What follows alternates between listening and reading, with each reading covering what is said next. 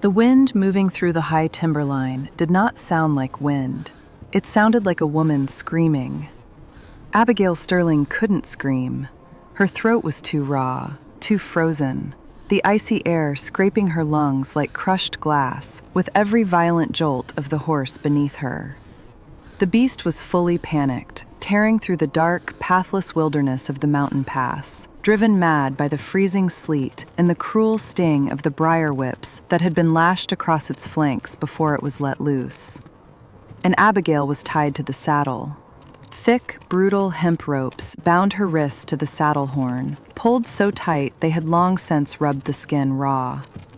Warm blood trickled down her freezing hands, a sticky, horrifying contrast to the biting cold. Her legs were strapped to the stirrups.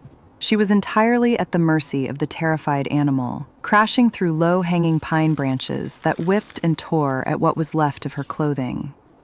She was wearing a wedding dress, or at least it had been a wedding dress that morning. Now the white silk was a ruined, shredded rag, caked in black mud, snagged by thorns, and stained with the blood of her own humiliated body. Every bone-jarring impact sent a fresh wave of agony up her spine. The darkness was absolute, save for the pale, ghostly reflection of the snow gathering on the ground. She couldn't see where the horse was taking her. She only knew that the mountain sloped sharply to the west, dropping off into a jagged gorge of black rock and frozen water. "Let the mountain have her!" No. The memory cut through the freezing wind, sharp and toxic. No, Marcus please Thorne's don't voice. come any closer. She could still hear the sickening roar of laughter from the town corral. She had stood there, shivering, surrounded by men she had thought were decent citizens. No, She had please refused to don't come sign any over her late closer. uncle's land deed to cover a fabricated debt.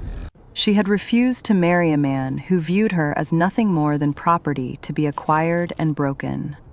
For her defiance, Marcus had dragged her into the center of the corral. He had paraded her in the wedding dress he'd bought to mock her, bound her to a half-broken mustang, and struck the animal with a riding crop. The town had watched. Some had laughed. Most had simply looked away. No one had stepped forward. No one. A low branch suddenly materialized out of the dark. Where Abigail are they threw her taking head us? down, gasping as the wood violently scraped her shoulder, tearing the delicate lace and leaving a burning trail of scratched flesh. The mustang shrieked, veering Where are wildly they to the taking right. us? The ground beneath its hooves suddenly sounded different, hollow, loose. They had reached the edge of the ravine. The horse scrambled, its iron shoes sparking against the hidden slate beneath the snow. Abigail felt the sickening shift of gravity. The animal was losing its footing, sliding backward toward the sheer drop. Panic, pure and blinding, finally seized her. She squeezed her eyes shut, fighting against the ropes, her bruised wrists screaming in pain. This is how it ends, she thought, the cold numbing the edges of her fear. Tied like a slaughtered Take your calf, time. thrown away in the dark. Then the world shattered. It wasn't the sound of falling, Careful, it was the dear. sound of a massive weight colliding with the Thank you. horse. A shadow, darker and Take your denser than the time. timberline itself, violently must keep separated from the moving. trees. Abigail gasped as the horse was suddenly, impossibly, jerked to a violent halt. The beast reared up, Just a screaming in the little freezing further. air, its front hooves striking must out at the keep blackness. moving. But the shadow did not move. Through the dizzying swirl of snow, Abigail saw him. It was a man. But in that moment, Just he a looked like a little mountain further. that had decided to walk. He stood towering in the freezing sleet, wearing a heavy, weather-beaten charcoal Don't wool worry, coat I've that got snapped you. violently in the wind. His broad shoulders Just were need to squared against the rest. panicked weight of the Mustang. Rest now. He hadn't spoken a word. He didn't shout to calm the animal. He simply Don't reached worry, up I've with a got thick, you. leather-gloved hand, seized the leather Just need bridle to near the bit, rest. and forced the horse's Rest head down now. with raw, terrifying, this on. immovable strength. The sheer physical Thank dominance of the you. act shocked the frantic animal into a trembling, wide-eyed standstill. So cold. For a second, the only sound was the howling wind and the heavy, steaming breath of the horse. Abigail hung sideways in the saddle, her vision blurring, her chest heaving as she stared at the giant of a man holding her life in his hands. A Stetson hat was pulled low over his brow, obscuring his face in shadow, but she could feel the weight of his gaze. It was heavy, watchful. Cold as the ice beneath her boots, yet entirely devoid of the cruelty she had seen in Marcus Thorne's eyes. He stepped closer. The mustang flinched, but the man didn't let go. With his free hand, he reached to his hip. The metallic snick of a large hunting knife being drawn from its sheath cut through the wind. Abigail flinched, her body tensing out of pure survival instinct. She was bruised, bleeding, and alone in the wilderness with a stranger who looked capable of snapping her neck with one hand. He didn't look at her face. His gaze was locked on the brutal hemp ropes binding her wrists. He moved with startling precision. The heavy blade slid under the blood-soaked rope, angling carefully away from her pale skin. One sharp upward pull. The rope severed with a dull snap. He did the same to her other wrist, then moved swiftly to the thick leather straps binding her ankles. The moment the last binding was cut, Abigail's exhausted, frozen body simply gave out. The tension that had held her upright vanished, and she tumbled off the saddle into the darkness. She never hit the ground. Thick, powerful arms caught her mid-fall. The impact knocked the breath from her lungs. But the chest she crashed against was hard and incredibly warm. The man effortlessly shifted her weight, lifting her entirely off the ground as if she weighed no more than a child. Abigail let out a ragged, involuntary sob, her raw, bleeding wrists curling weakly against the rough wool of his coat. She was trembling so violently she could barely keep her head up. He stood there for a long moment, holding her against the storm.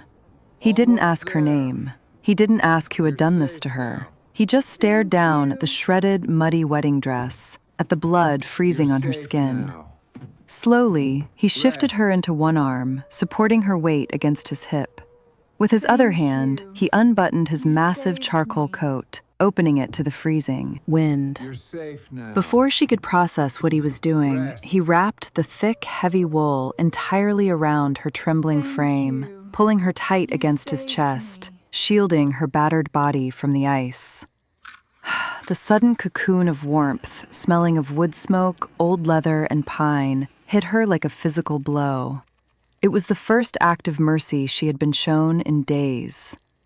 Abigail looked up, her vision swimming with tears she was too dehydrated to shed. Under the brim of his hat, she finally saw his eyes. They were a piercing, icy blue, set in a face weathered by years of harsh sun and brutal winters. A face hardened by violence. Yet, in this moment, looking down at her, his expression was completely, unnervingly gentle. "I got you." His voice was a low, rough gravel, barely louder than the wind, but it carried a weight that anchored her spinning world. "Nobody touches you now." He turned his back to the freezing gorge, carrying her into the dark timberline, and for the first time since the town had laughed at her, Abigail closed her eyes and let herself be small. The cold was a living, breathing thing in the high mountains, but inside the heavy wool of the stranger's coat, Abigail found a fragile sanctuary. He carried her through the blinding whiteout with a steady, rhythmic stride that defied the brutal terrain. The storm screamed through the pines, whipping icy branches against them, but the man took every blow, twisting his broad shoulders to ensure the stinging wind struck his back, never he. Abigail kept her face buried in the rough fabric of his coat, her breathing shallow and ragged. She was drifting in and out of a painful stupor, her body exhausted beyond its limits, yet her mind remained sharply, terrifyingly awake. She expected him to speak. She expected questions, the same invasive, demanding questions any man would ask upon finding a bruised woman in a torn wedding dress tied to a horse. But he said nothing. His silence was not empty. It was a physical weight, a steadying force that grounded her spinning reality. When he finally stopped, they were standing before a structure that seemed to grow directly out of the mountain rock. It was a wind-beaten outpost at the very edge of the timberline, constructed of thick, rough-hewn logs. It looked ancient, half buried under snowdrifts, a forgotten place for forgotten people. He kicked the heavy wooden door open with one booted foot. The moment they crossed the threshold, the deafening roar of the blizzard was abruptly severed, replaced by a hollow, freezing stillness. He kicked the door shut behind them, dropping a massive iron bar into place with a resounding thud. The interior was pitch black and bitingly cold, but it was dry. He set Abigail down on a sturdy wooden cot tucked into the far corner of the single room. The mattress was covered in an old buffalo hide, stiff with cold. She immediately pulled her knees to her chest, clutching the lapels of his oversized coat around her shivering frame. In the dark, she listened to him move. His heavy boots made slow, deliberate sounds against the floorboards. He was not rushing. A match flared, the sudden yellow light illuminating his stark, weathered features for a fraction of a second before he touched the flame to the wick of a kerosene lantern. Warm, golden light flooded the small space. Abigail squinted, taking in the dust motes dancing in the air, the sturdy table, and the large cast-iron stove occupying the center of the room. The man knelt before the stove. With practiced, efficient movements, he fed kindling and split logs into the iron belly, striking flint until the dry wood caught. Within minutes, the metal began to ping and pop as it heated, radiating a fierce, localized warmth that slowly began to push back the freezing dampness of the room. Only when the fire was roaring did he turn his attention fully to her. He moved to a small shelf, taking down a tin basin and a metal canteen. He poured a small amount of water into the basin and set it on top of the stove to heat. Still, he did not speak. Abigail watched him with wide, guarded, amber eyes. The fear was still lodged deep in her ribs, a primal instinct warning her that men with this kind of physical power were dangerous. Marcus Thorne had been smaller, but his cruelty had been limitless. This man was a giant. If he wanted to harm her, she had no death. She shifted slightly, her right hand pressing instinctively against her ribs, beneath the shredded bodice of her ruined silk dress. A faint crinkle of stiff paper met her fingertips. It was still there, the folded wanted notice, the proof of Thorne's true identity, the secret she had refused to surrender, the reason she had been paraded through the town square and sent to die in the freezing dark.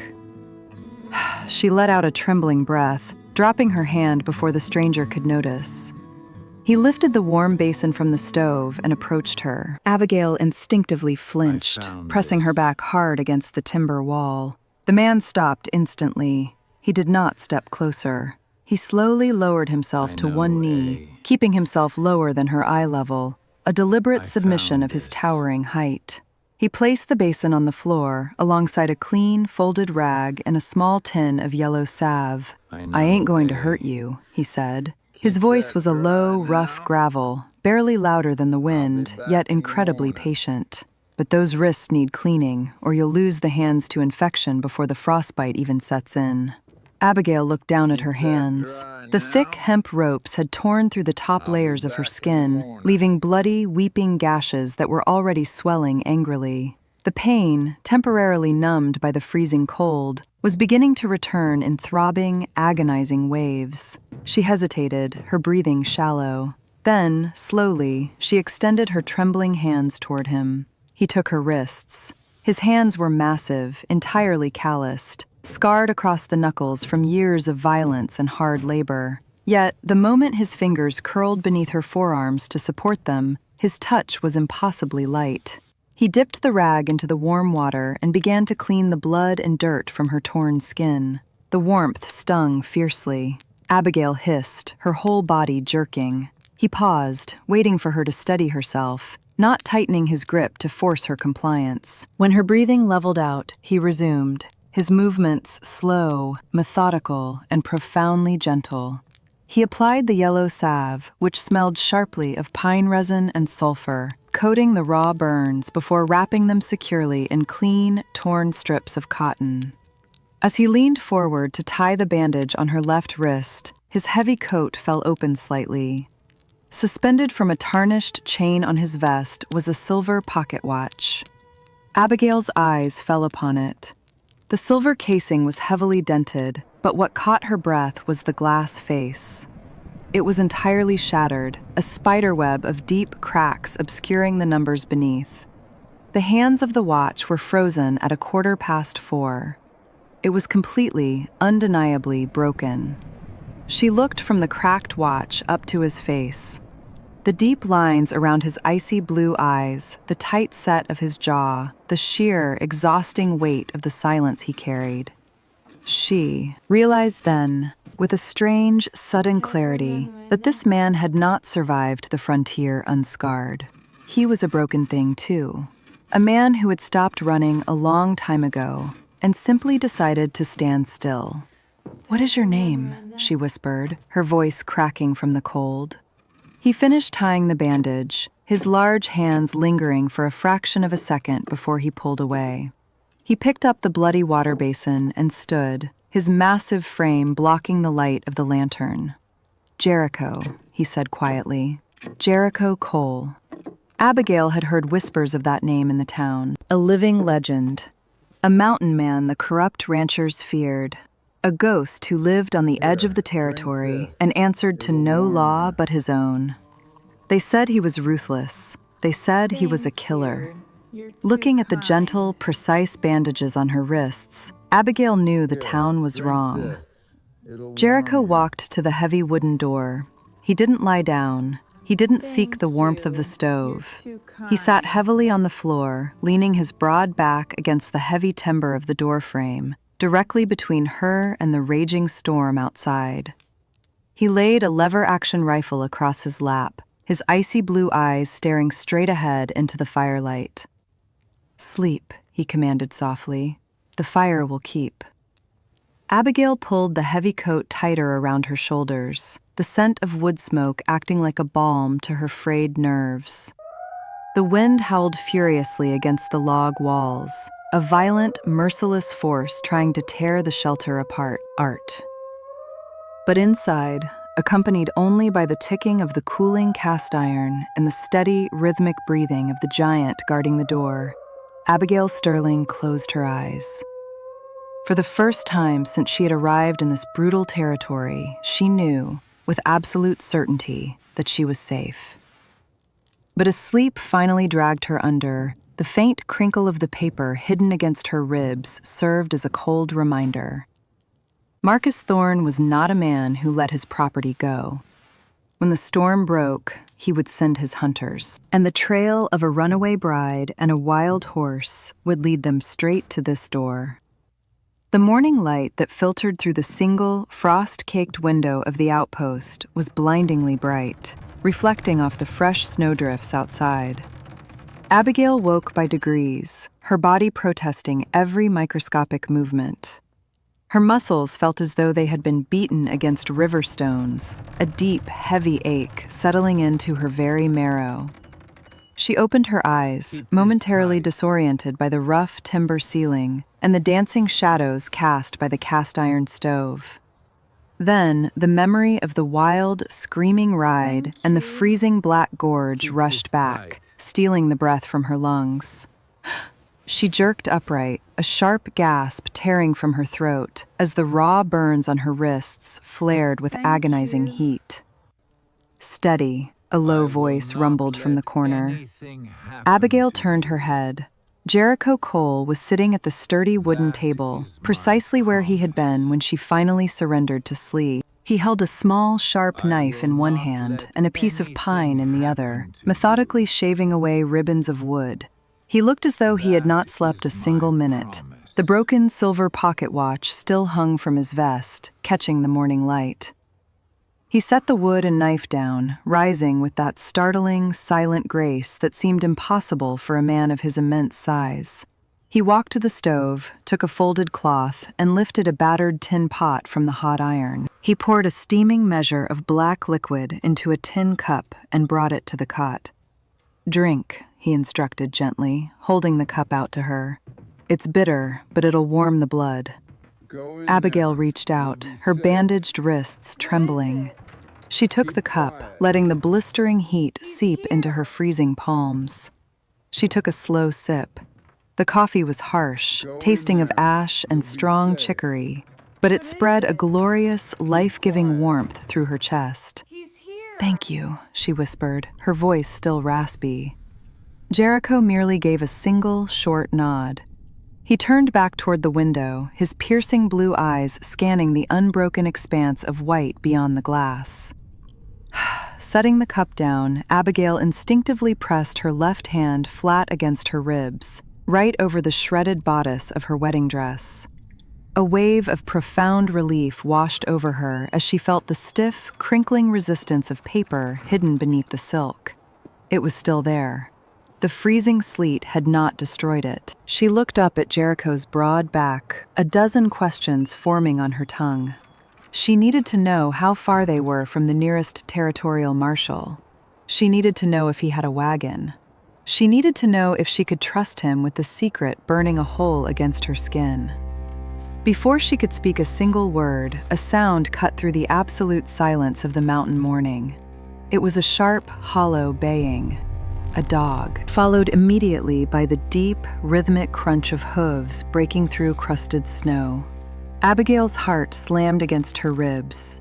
The coffee cup rattled violently against the floorboards as she knocked it aside, panic seizing her by the throat. "They found me," she gasped, the terror rendering her voice thin and reedy. "Thorne's men. They brought hounds." Jericho did not flinch. His posture, however, underwent a terrifying transformation. The quiet, watchful stillness of a caretaker vanished, replaced instantly by the coiled, lethal tension of a predator. He stepped away from the window, keeping to the shadows of the wall. "5 riders," he stated, his voice devoid of any panic, flat and analytical. 2 tracking hounds, heavily armed. "They followed the Mustang's trail," Abigail said, struggling to push herself off the cot, her legs weak and shaking. "If they find me here, they will kill us both. You have to let me I can hide in the timber." "You wouldn't make it 50 yards in that snow, and the dogs would run you down in 10, Jericho interrupted, his tone leaving absolutely no room for argument. He crossed the room in 3 long strides, heading for a heavy oak door near the back wall that Abigail hadn't noticed in the dark.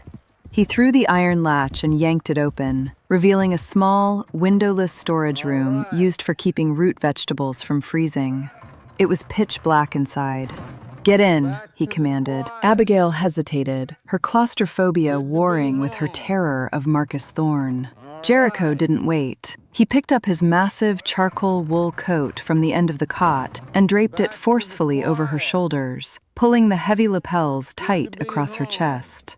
"I am not going to let them touch you," he said, leaning down so his icy blue eyes were level with hers. The absolute, uncompromising certainty in his gaze anchored her spinning mind. "You go in there. You do not make a sound. No matter what you hear outside, you do not open this door until I tell you to. Do you understand me?" Abigail swallowed hard, gripping the edges of his coat. "They will kill you for standing in their way." "They can try," Jericho replied softly. He pushed her gently into the dark, windowless room. The heavy oak door swung shut, plunging Abigail into absolute blackness. The iron latch fell into place with a heavy, final clack. Through the thick timber, she heard the unmistakable, metallic ratcheting sound of a Winchester lever-action rifle chambering around. Then, the heavy front door of the outpost groaned open on its iron hinges, admitting a howl of winter wind before slamming firmly shut again. Jericho Cole had stepped outside to face them alone. The darkness inside the root cellar was absolute, smelling strongly of dry earth, old pine needles, and freezing dust. Abigail huddled against the farthest corner, pulling Jericho's heavy wool coat over her head to muffle the violent chattering of her teeth. She pressed her good ear against the rough-hewn oak of the door, straining to hear over the pounding of her own heart. Outside the outpost, the baying of the hounds suddenly ceased, snapping into sharp, aggressive growls. The sound of horses shifting uneasily in the deep snow filtered through the timber walls. "Tracks end right at your porch, old man," a coarse, arrogant voice rang out, cutting through the thin mountain wind. "Bring out the girl." Abigail squeezed her eyes shut, recognizing the voice instantly. It was Silas, Thorne's chief enforcer, a man who took distinct pleasure in his employer's cruelty. "Ain't no girl here." Jericho's voice carried through the wood, impossibly calm, a low, resonant rumble that lacked any trace of bluster or fear. "Just me, and a loaded rifle." "Don't play games with me," Silas spat. "That runaway mustang's tracks lead straight to this cabin. Boss says she's his property, and we're taking her back. Dead or alive makes no difference to the bounty. Step aside, or we'll burn this shack down with you in it." A brief, heavy silence stretched across the snow. "Hold on a damn minute, Silas," another voice spoke up, this one tight with sudden, dawning terror. "Look at the size of him. Look at the coat. That's Jericho Cole, the mountain ghost." "I don't give a damn if he's the devil himself," Silas snarled, though his voice had lost a fraction of its arrogant edge. "Thorne pays $20 a man for her. There's 5 of us and 1 of him. Raise your irons." "You raise a rifle on my land," Jericho's voice dropped an octave, resonating with a lethal, icy promise. "And you don't ride off it breathing." "Shoot him!" Silas roared. The eruption of violence was deafening. The thunderous boom of a shotgun shattered the mountain quiet, shaking the very floorboards beneath Abigail's feet. She clamped her hands over her ears, a muffled sob tearing from her throat. Immediately following the shotgun blast came the lightning-fast, rhythmic crack, clack, boom of a Winchester lever action being fired with terrifying mechanical precision. 3 shots, spaced barely a heartbeat apart. A man screamed. A horse whinnied in pure panic, its hooves thrashing wildly against the snow. Another gunshot rang out, followed by the frantic shouting of terrified men. "Fall back! He hit Miller! Get the horses turned!" More thrashing in the snow, the desperate crack of a riding whip, and then the heavy, galloping sound of horses desperately fleeing back down the mountain trail. The sound faded quickly, swallowed once again by the howling wind. Abigail remained curled in the dark, trembling violently, too terrified to move. She didn't know who had won. She didn't know if the heavy footsteps she suddenly heard returning to the porch belonged to her protector or her captors. The front door groaned open, then slammed shut. The heavy iron bar dropped into place. The latch on the root cellar clicked, and the oak door swung outward, flooding the small space with golden lantern light. Jericho stood in the doorway. He was breathing steadily, his face an unreadable mask of weathered stone. He reached down, offering his large, calloused hand. Abigail took it, letting him pull her up and out of the freezing dark. As she stepped into the light of the main room, she froze. Jericho had left his heavy wool coat with her. He was wearing only his dark vest and a faded cotton shirt, and the left sleeve of that shirt was currently soaking through with a spreading, dark crimson stain. "You're bleeding," Abigail gasped, the horror of it overriding her lingering fear. Jericho glanced down at his shoulder as if merely observing a spill of cough. Fee. Buckshot grazed the deltoid, passed clean through the meat, nothing deep. He walked to the stove, poured hot water into the basin, and began to unbutton his vest with his good hand, entirely unfazed by the wound. Abigail stood by the oak door, clutching his oversized coat around her, her heart aching with a sudden, overwhelming weight. This man, this notorious, feared cowboy, had just stood in front of a firing squad of bounty hunters for a woman he had met less than 12 hours ago. He had bled for her. He had asked for nothing, demanded nothing, and offered his own body as a shield simply because she needed one. The sheer, uncompromising honor of it broke the very last of her defensive walls. She walked slowly toward him. Reaching into the torn bodice of her ruined wedding dress, she slipped her fingers past the blood-stained silk and pulled out the folded, sweat-dampened paper she had guarded with her life. Jericho paused, the wet rag hovering over his bleeding shoulder as she held the paper out to him. "This is why they want me dead," she said, her voice finally steady, stripped of fear and filled instead with a quiet, burning resolve. "When I refused, when I told him I knew exactly what he was," she looked down at her bandaged wrists. "He decided to break me publicly, to humiliate me so thoroughly that the town would believe I was mad, and then let the mountain finish the job." Jericho stared at the wanted notice for a long time. The ticking of his broken pocket watch seemed incredibly loud in the small room. Slowly, he folded the paper and placed it on the table. He looked up at Abigail, his icy blue eyes narrowing, filled with a cold, terrifying fire that had absolutely nothing to do with the buckshot in his shoulder. "He made a mistake," Jericho said, his voice dropping to a gravelly, lethal whisper. "What mistake?" Abigail asked. Jericho reached for his rifle, resting his massive hand on the warm steel barrel. "He didn't finish the job, and he left you on my mountain." The silence that settled over the outpost after the bounty hunters fled was heavy, thick with the metallic scent of fired brass and the sharp tang of copper from Jericho's grazed shoulder. He finished bandaging his arm with one hand, and his teeth pulling the knot tight with a sharp jerk that made Abigail wince just watching him. He didn't make a sound. He simply rolled down the sleeve of his faded cotton shirt, the dark crimson stain immediately beginning to seep through the fabric again, and picked up his heavy charcoal coat from where she had left it on the cot. "Put it back on," he instructed, holding the massive garment out to her. "We can't stay here." Abigail stood, her legs trembling slightly, and slipped her arms into the oversized sleeves. The lingering warmth of his body heat was still trapped in the wool. "Will they come back?" "Silas is a coward, but Malachi Vance ain't," Jericho replied, using Thorne's true name. He walked to the corner of the room, pulling a heavy canvas pack from beneath a floorboard. "5 men ain't enough to take this cabin by force, but 20 might be. And once Vance knows I'm the one holding you, he won't stop at 5. He can't afford to let that Pinkerton paper see the light of a judge's desk in the next county over." He moved with ruthless efficiency, shoving dried jerky, hardtack, and a box of Winchester ammunition into the pack. He paused only to look down at her feet. Abigail was still wearing the delicate, thin-soled satin slippers from her forced wedding, now completely ruined and soaked through with freezing mud. Jericho shook his head.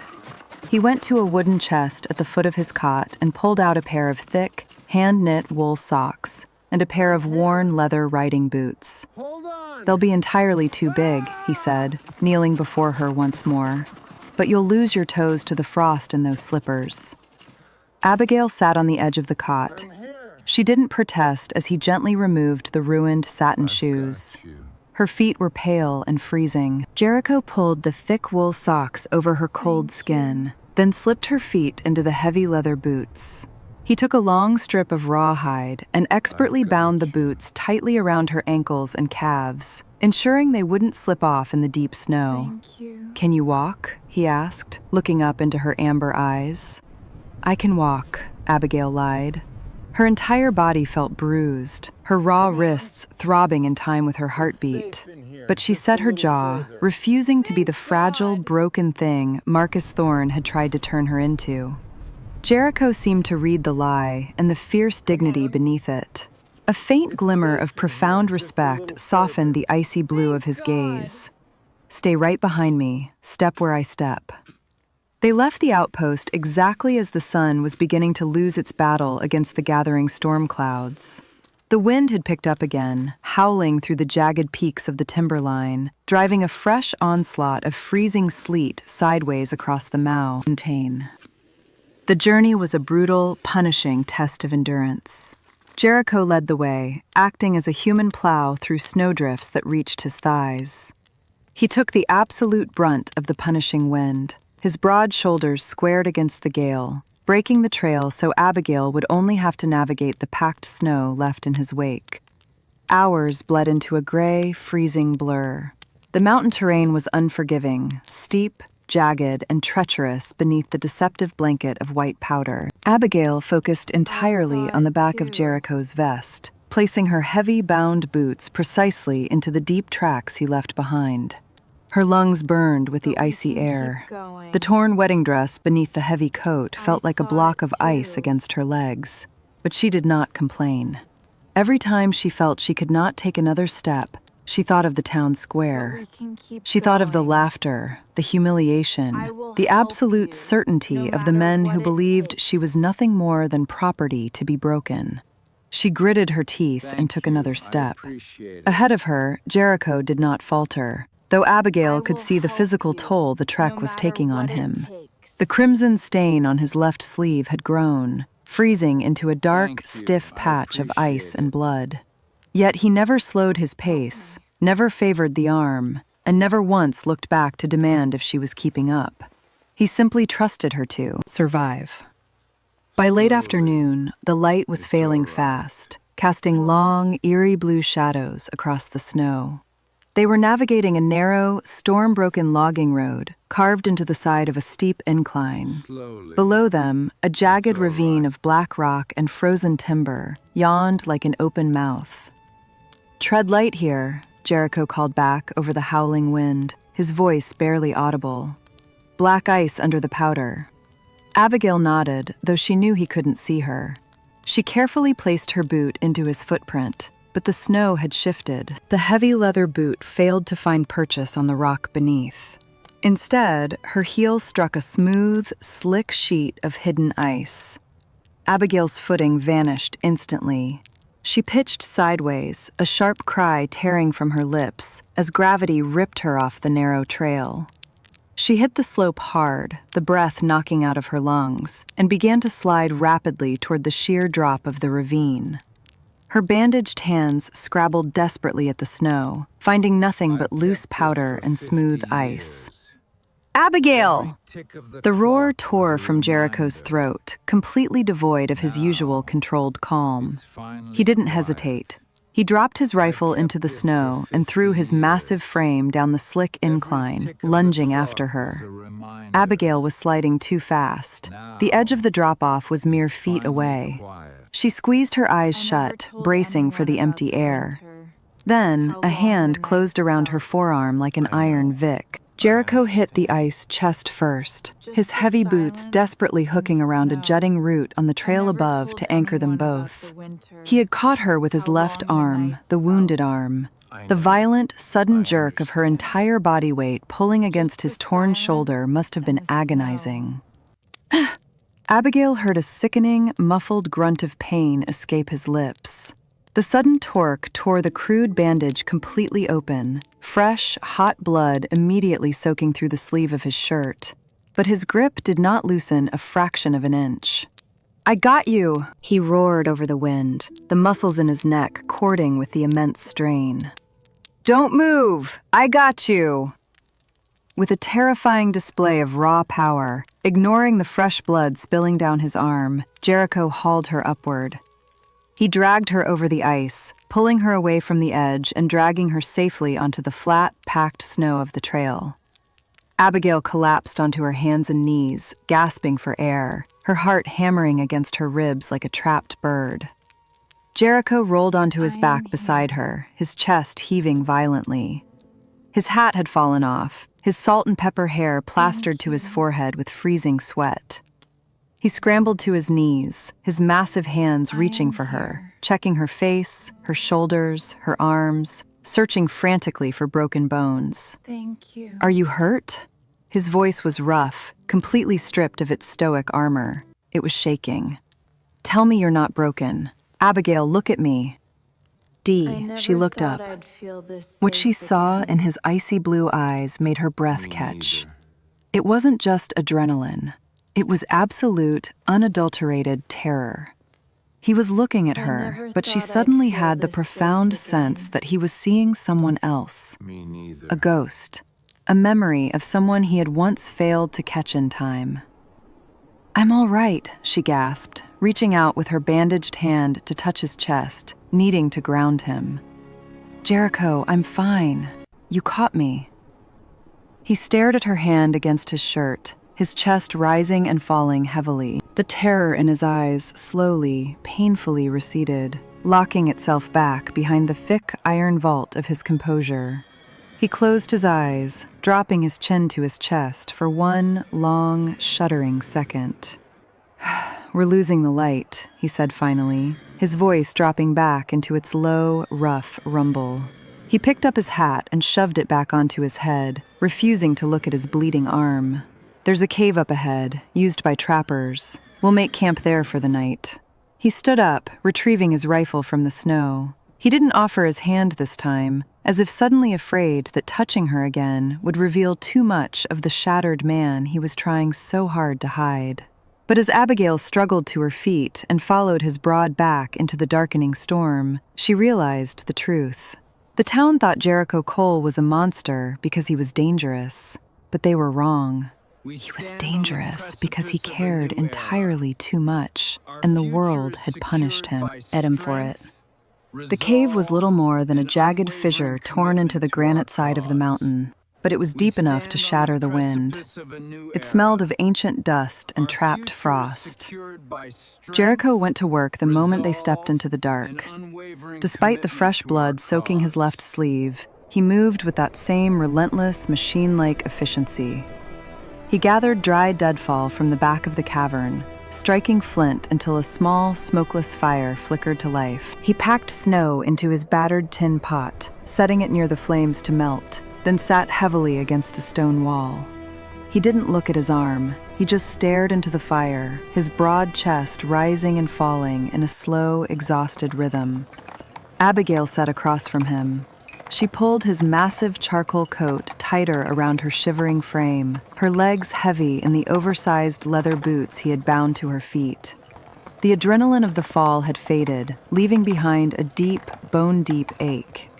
But as she watched the firelight dance across Jericho's shadowed, stony features, her focus narrowed entirely on the dark stain spreading across his shirt. "Take your vest off," she said. Jericho blinked, his icy blue eyes shifting to her. "It's fine. The cold will clot it." "It tore open because you caught my entire body weight on a sheer drop," Abigail countered, her voice firm, stripped of the trembling fear that had defined her the night before. She uncrossed her legs and moved closer to the fire, kneeling beside him. "You bandaged my wrists. You put your boots on my feet. Now sit still and let me tend to your shoulder before you bleed out in this cave." A faint, almost imperceptible twitch touched the corner of Jericho's mouth. Something that might have been a smile if he still remembered how to make one. He didn't argue further. With his good hand, he unbuttoned the dark leather vest and slowly eased his left arm out of the blood-stiffened cotton sleeve.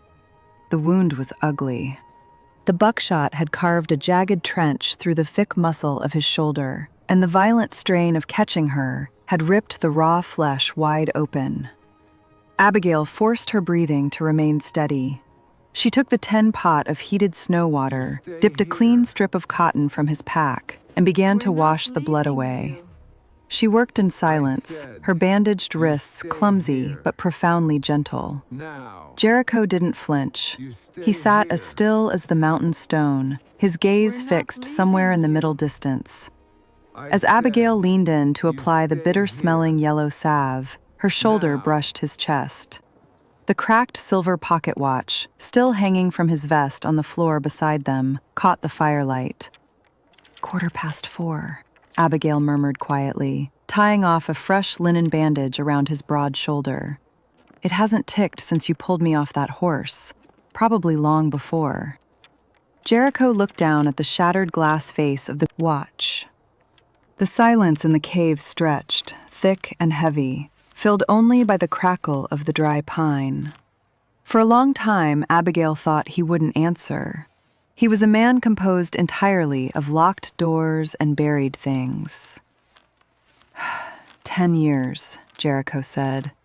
The words sounded like they had to be torn out of his throat, rough and laced with an ancient, suffocating ash. It stopped 10 years ago. He reached out with his good hand, his thick fingers tracing the dented silver casing. I was running cattle down near the southern ridge, he continued, his voice dropping to a low, hollow rumble. Left my wife Sarah and my boy at the homestead. I was supposed to be back by noon, but a storm blew in, fast and mean, worse than this one. Washed out the river crossing. Took me hours to find a safe ford. Abigail stopped moving, her hands resting softly against her knees. She didn't press him, she just listened. When I finally rode up the ridge, the storm was breaking, Jericho said, his eyes glazing over, lost in a memory that clearly still bled. I saw the smoke before I saw the house. It wasn't the storm that took them. It was a raiding party. Outlaws looking to steal winter stores. His jaw tightened, the muscles ticking violently beneath his weathered skin. I rode the horse half to death getting down there, but the house was gone, burned to the foundation. They were gone. He picked up the watch, the chain clinking softly, in the quiet cave. I found this in the dirt by the porch. Took a stray bullet in the fight. Stopped dead at 4:15. That's when I finally made it back. He dropped the watch back onto the vest, the heavy silver landing with a dull, defeated thud. Too late. Abigail looked at the shattered face of the timepiece, understanding finally washing over her. She understood the shadows in his icy blue eyes. She understood why a man who could fight like a demon chose to live at the edge of the world, away from anyone he might have to care for. He didn't think he was a protector. He thought he was a failure. He kept the broken watch not as a memory of his family, but as a punishing reminder of his own inadequacy. "The town calls you a ghost," Abigail said softly. "They think you're dangerous." "I am," Jericho replied flatly. "Violence is the only thing I've ever been on time for." "No," Abigail said. The word was sharp, carrying the fierce, unyielding dignity of a woman who had survived a town's cruelty and a mountain's wrath. She reached out. With her small, bandaged hands, she took his massive, scarred right hand, folding her fingers around his thick knuckles. Jericho flinched slightly, startled by the warmth of her touch, but he didn't pull away. "Look at me, Jericho Cole," she commanded gently. He slowly lifted his gaze from the fire, his blue eyes meeting her fierce amber stare. "Marcus Thorne tied me to a wild animal and sent me into the dark to die," she said, her voice steady and absolute. "He wanted me broken. He wanted the mountain to erase me. I was falling, Jericho, over the edge of the ravine, and again on that ice." She squeezed his hand, her thumbs grazing the old, faded scars across his knuckles. "You weren't too late for me," she whispered. "You stepped out of the shadows and you caught me. You bled for me. The men in that town, the men who claimed to be civilized, stood by and watched me be treated like an animal. You, the man they call a monster, are the only one who showed me mercy." Jericho stared at her, the breath hitching in his chest. For a decade, he had carried the crushing weight of a dead man walking. He had believed his hands were only capable of dealing death, of holding a rifle, of digging graves. But looking down at this battered, beautiful woman, wrapped in his coat, holding on to him as if he were the only solid thing left in the world, the ice around his heart finally, agonizingly, began to crack. Slowly, hesitantly, he turned his hand over. His thick, calloused fingers wrapped gently around hers, encasing her small hands in a grip of quiet, overwhelming strength. He didn't make a grand speech. He didn't have the words for the profound shift taking place inside his chest. He simply held on to her, offering the silent vow of a man who had finally found something worth standing his ground for. They sat like that until the fire burned down to glowing red embers. When the dawn finally broke, it came with a blinding, pristine clarity. The storm had passed, leaving the mountain sky a brilliant, aching blue. Jericho stood, strapping his gun belt over his heavy coat. The grim, haunted shadow that had clung to him for 10 years was gone, replaced by a terrifying, absolute clarity. He picked up the Pinkerton wanted notice from the table and tucked it into his breast pocket. "Can you walk?" he asked, holding his hand out to her. Abigail took it, pulling herself up. She stood tall in the oversized boots, the ruined silk of her wedding dress brushing against the rough leather. She lifted her chin. "Take me back to town," she said. "I have a wedding to cancel." The morning sun over the frontier town was blindingly bright, reflecting off the fresh snow with a harsh, unforgiving glare. In the center of the public corral, the very same spot where Abigail Sterling had been tied and shamed less than 48 hours ago, a crowd had gathered. They stood shoulder to shoulder, their breath pluming in the freezing air, their eyes fixed on the wooden platform of the assayer's office. Marcus Thorne stood at the railing, wearing a fine wool suit and a practiced expression of solemn grief. Beside him stood the town sheriff and the county judge, looking uncomfortable